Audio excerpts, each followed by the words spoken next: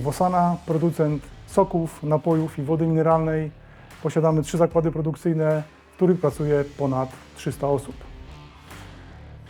Od 2015 roku ówczesny właściciel firmy zdecydował się na sprzedaż biznesu. I w pewnym momencie pojawił się Avalon. To był końcówka 2016 roku. Obie strony zobaczyły spory potencjał do współpracy. Zrozumieliśmy, że jesteśmy dla siebie. Wspólnie wypracowaliśmy nową strategię spółki. Strategię opartą na nowych technologiach, na nowoczesnych liniach produkcyjnych. To bardzo szybko zaowocowało wzrostem produkcji, wzrostem sprzedaży i doprowadziło firmę do pozycji lidera rynkowego. Baliśmy się, że w momencie, kiedy przyjdzie fundusz, firma straci ten charakter rodzinny. Na szczęście nic takiego się nie stało. Fundusz wniósł nie tylko kapitał, ale dał nam wsparcie zarówno poprzez dostęp do ekspertów, jak i do spółek będących w ich portfelu. Umożliwił nam szybko i sprawnie podejmować decyzje, niejednokrotnie wspierając nas przy nowych pomysłach.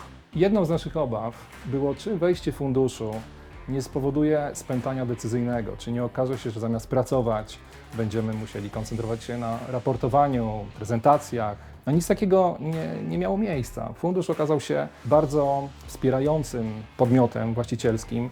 Mogliśmy na nich liczyć. Z drugiej strony cały proces decyzyjny, który był po stronie funduszu, był bardzo płynny i nigdy nie powodował przestojów w realizacji naszych planów, które też były z gruntu przemyślane i dzięki temu uzyskiwały dość szybką akceptację ze strony funduszu. To było bardzo istotnym elementem osiągnięcia celu, który na końcu wypracowaliśmy. Dzięki środkom z funduszu byliśmy w stanie rozwinąć przede wszystkim park maszynowy. W połączeniu z naszą wiedzą i doświadczeniem byliśmy w stanie zainstalować i uruchomić najnowocześniejszą linię do rozlewu produktów aseptycznych. W 2022-2023 nasza filozofia zaowocowała. Inwestycje poczynione przy pomocy funduszu plus realizacja naszych pomysłów przełożyła się na skokowy wzrost obrotu i rentowności firmy. Obrót jest ponad 3-krotnie większy, EBITDA to prawie 5 razy i myślę, że o to nam wszystkim chodziło. Dołączyłem do zespołu Vosana po ponad 20 latach doświadczenia w dużych korporacjach. W Vosanie pracuję od 27 lat. Zaczynałem od najprostszych możliwych stanowisk w pionie handlowym. Potem przechodziłem kolejne etapy, aż doszedłem do momentu, w którym stałem się współwłaścicielem i członkiem zarządu. Propozycja dołączenia do zespołu zarządzającego firmą Vosana spotkała się z moją natychmiastową aprobatą. Postrzegałem to jako olbrzymią szansę i możliwość swojego dalszego rozwoju, odpowiedzialność za całą firmę.